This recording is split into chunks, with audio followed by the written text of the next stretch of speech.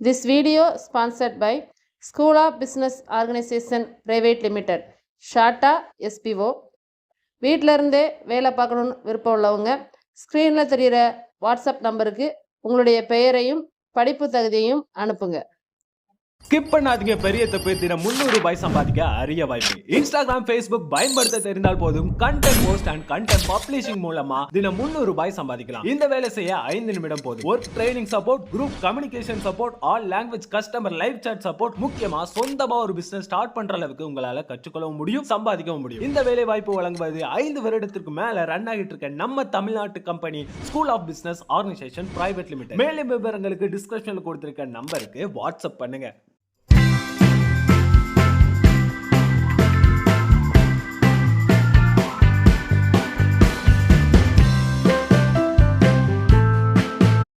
Hi friends, welcome to VVM channel.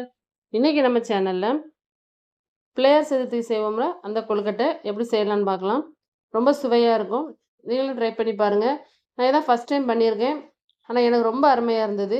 நீங்களும் நான் சொல்கிற அதே மெஷர்மெண்ட்டில் பண்ணி பாருங்கள், ரொம்ப சுவையாக இருக்கும். நீங்கள் இப்போ தான் இந்த வீடியோ ஃபஸ்ட் டைம் பார்க்குறீங்கன்னா விவிஎம் சேனலுக்கு சப்ஸ்கிரைப் பண்ணிக்கோங்க, கூடவே பெல் பட்டனை கிளிக் பண்ணிக்கோங்க.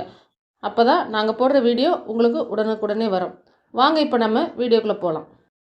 கொழுக்கட்டை பண்ணுறதுக்கு ஃபஸ்ட்டு நம்ம அதுக்கு உள்ளே வைக்கிற அந்த ஸ்டஃபிங், அந்த பூரணம் பண்ணணும். அதுக்கு ஒரு கடாயில் கொஞ்சமாக நெய் சேர்த்து 1 கப் துருவின தேங்காய் எடுத்திருக்கேன். அந்த தேங்காவை நம்ம நெய்யிலே நல்லா வறுத்து எடுத்துக்கலாம். இப்போ கொஞ்சம் ட்ரை ஆயிடுச்சு, இந்த அளவுக்கு வறுத்து எடுத்தால் போதும். இப்போ அதே கடாயில் 1 கப் நாட்டு சக்கரை எடுத்துருக்கேன்.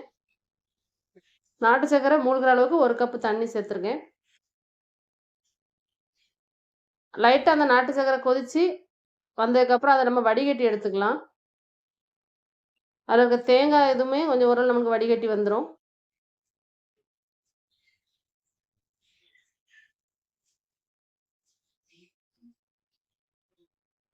பாருங்கள் எந்த அளவுக்கு தூசி இருக்குன்ட்டு. இப்போ இந்த கடாயை நல்லா கழுவிட்டு அதே கடாயை நம்ம திரும்ப வச்சுப்போம். அதில் வடிகட்டினா அதே நாட்டு சர்க்கரையோட பாகுவை சேர்த்துக்கலாம். இப்போ இந்த பாகு நல்லா கொதித்து வரணும். இந்த டைமில் 1 டீஸ்பூன் ஏலக்காய் தூள் சேர்த்துக்கலாம். இப்போ நல்லா கொதித்து வந்திருக்கு, நம்ம பாகு பதம் பார்க்கணும். இன்னும் பாகு பதம் சரியாக வரலை. இப்போ பாருங்க, கூட ஒரு 10 நிமிஷம் நான் நல்லா கிண்டியிருக்கேன். இந்த டைமில் செக் பண்ணி பார்ப்போம். லைட்டாக ஒரு கம்பி பதம், நம்ம கையில் எடுத்துகிட்டு ஒரு கம்பி அப்படி நீண்டு வரும்ல, அந்த பதம் தான் சரியாக இருக்கும். பாருங்கள், ஒரு கம்பி அந்த நீண்டு வருது பார்த்தீங்களா, கையில் பாருங்க நல்லா நீண்டு வருது. இந்த பதம் சரியாக இருக்கும். இப்போ நம்ம இதில் வறுத்து வச்சுருக்க தேங்காவையும், நான் 1 கப் கடலைப்பருப்பு குக்கரில் வேக வச்சு எடுத்து வச்சுருக்கேன், அதையும் நம்ம இதோட ஆட் பண்ணிக்கலாம். குக்கரில் 5 விசில் விட்டு வேக வச்சு எதுவுமே மசிச்சு எடுத்துக்கோங்க.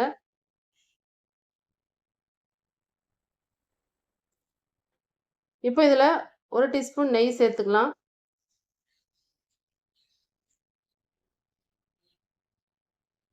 சேர்த்து இந்த ஸ்டஃபிங் வந்து நல்லா கட்டியாக கொஞ்சம் இறுகி வரணும், ரொம்ப கட்டியாகிறாதீங்க. கொஞ்சம் தண்ணியாக இருந்தாலுமே அது ஆறுனதுக்கப்புறம் கொஞ்சம் கட்டியாயிரும். இப்போ பாருங்க, இந்த பதம் நல்ல சரியான பதம். இன்னும் நம்ம ஆறி வரும்போது இன்னும் கட்டியாகும், ஸ்டஃபிங் நல்லாயிருக்கும். அவ்வளவுதான், நம்ம அடுப்பை ஆஃப் பண்ணி வச்சிடலாம். இப்போது ஒரு பாத்திரத்தில் 1.5 கப்பு அரிசி மாவு எடுத்திருக்கேன். நான் இடியாப்ப மாவு தான் எடுத்திருக்கேன், நீங்கள் எந்த பச்சை மாவு எடுத்தாலும் எடுத்துக்கலாம். இப்போ இதில் 1 டீஸ்பூன் உப்பு, 1 டீஸ்பூன் நெய் சேர்த்து இதை நல்லா நம்ம மிக்ஸ் பண்ணிப்போம்.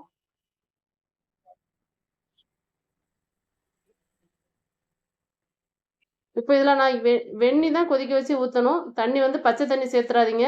தண்ணி நல்லா கொதிக்க வச்சு எடுத்து அந்த தண்ணியை கொஞ்சம் கொஞ்சமாக நம்ம மிக்ஸ் பண்ணிக்கலாம். இதில்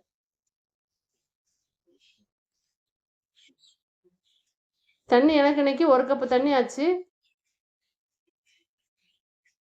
நம்ம தேவைக்கு தக்கன சேர்த்துக்கலாம். கொஞ்சம் கொஞ்சமாக சேர்த்து நம்ம மிக்ஸ் பண்ணி எடுத்துப்போம்.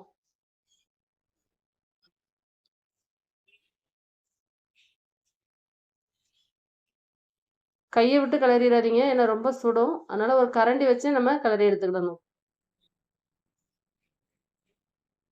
இந்த மாதிரி கொஞ்சம் கொஞ்சமாக சேர்த்துக்கோங்க. மொத்தமாக சேர்த்துட்டோம்னா தண்ணி அதிகமாகிடுச்சுன்னா மாவு வந்து ரொம்ப இலக்கமாயிரும். அதனால் கொஞ்சம் கொஞ்சமாக சேர்த்து நம்ம மிக்ஸ் பண்ணி எடுத்துக்கணும். இப்போ இது கொஞ்சம் ஆறட்டும். ஆறுனதுக்கப்புறம் நம்ம கையால் மிக்ஸ் பண்ணிக்கலாம். பாருங்க நல்லா ஆறிடுச்சு. நான் கையால் எந்த அளவுக்கு மிக்ஸ் பண்ணுறேன்னு பாருங்க. இப்போ அதில் ஒரு சின்ன உருண்டை எடுத்து ஒரு வாழை இலையில எண்ணெய் தடவிட்டு இந்த மாதிரி நம்ம விரிச்சு விட்டுக்கணும். கையை வச்சே கொஞ்சம் கொஞ்சமாக நம்ம விரிச்சு விட்டுக்கணும். கையில் எண்ணெய் சேர்த்துக்கோங்க, வாழையில எண்ணெய் சேர்த்துக்கோங்க, இல்லைன்னா அதில் ஒட்டிக்கணும்.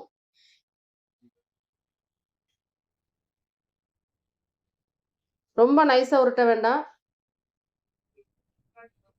கொஞ்சம் திக்காவே இருக்கட்டும்.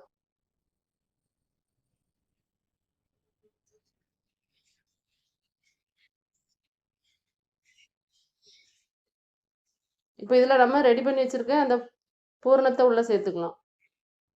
கொஞ்சமாக சேர்த்து மெதுவாக அந்த மாவை அப்படியே தூக்கி மறுபக்கம் அப்படியே மூடிடுவோம். மூடிட்டு நடுவில் வந்து கொஞ்சம் அதை சேர்த்து விட்டுக்கலாம். அந்த 2 மாவையும் நல்லா ஒன்று போல் அப்படியே அமுக்கி விட்டுக்கிடுவோம். நல்லா அமுக்கி விட்டுட்டு இப்போ இந்த எக்ஸஸாக இருக்கிற மாவை லைட்டாக ஒரு கத்தியை வச்சு அந்த ஓரத்தில் வெட்டாமல் கொஞ்சம் இடம் விட்டு அந்த எக்ஸஸாக இருக்க மாவை மட்டும் அப்படி கட் பண்ணி எடுத்துக்கணும். மெதுவாக கட் பண்ணுங்க. இந்த அளவு கட் பண்ணி எடுத்துக்கலாம். பாருங்க நல்லா அழகாக ரெடி ஆயிடுச்சு. மீதி இருக்க எல்லா மாவையும் நம்ம இதே மாதிரி கொழுக்கட்டை செஞ்சு எடுத்துக்கலாம். இப்போ ஒரு இட்லி பாத்திரத்தை தண்ணி நல்லா கொதிக்க வச்சுருக்கேன். அதில் இட்லி தட்டில் நம்ம துணி போட்டு நம்ம செஞ்சு வச்சுருக்க கொழுக்கட்டையே இதில் வச்சு வேக வச்சு எடுத்துக்க போகிறோம். 2 பாகமாக சேர்த்துக்கோங்க. நீங்கள் மாவு கம்மியாக இருந்துச்சுன்னா ஒரே டைமோட எடுத்துக்கலாம். கொஞ்சம் அதிகமான கொழுக்கட்டையாக இருந்தால் 2 டைமாக வேக வச்சு எடுத்துப்போம். இப்போ ஒரு மூடி போட்டு 10 நிமிஷம் வேக வைக்கட்டும். நல்லா வெந்ததுக்கப்புறம் நம்ம எடுத்து பார்க்கலாம். இப்போ பாருங்கள் நல்லா வெந்துருச்சு. பாருங்கள் மாவு கையில் ஒட்டலை, நல்லா சூப்பராக ரெடி ஆயிடுச்சு. இப்போ நம்ம இதை வந்து ஒரு இலையில மாற்றி எடுத்து வச்சுக்கலாம். எனக்கு வந்து மாவு நைஸாக இருந்ததுனால அந்த பூரணம் வந்து வந்துருச்சு. கொஞ்சம் மாவு வந்து திக்காகவே எடுத்துக்கோங்க, ரொம்ப அருமையாக இருக்கும். ரொம்ப நைஸாக உருட்ட வேண்டாம். இப்போ பாருங்க கொழுக்கட்டை தயாராகிடுச்சு. சாப்பிட்றதுக்கு ரொம்ப அருமையாக இருந்தது. நீங்களும் இதே மாதிரி ட்ரை பண்ணி பாருங்கள் ஃப்ரெண்ட்ஸ். உங்கள் வீட்டில் எல்லாருக்கும் செஞ்சு கொடுங்க. உங்கள் ஃப்ரெண்ட்ஸுக்கு இதை ஷேர் பண்ணுங்கள். இந்த வீடியோ பிடிச்சிருந்தா விவிஎம் சேனலுக்கு சப்ஸ்கிரைப் பண்ணிக்கோங்க. தேங்க்யூ.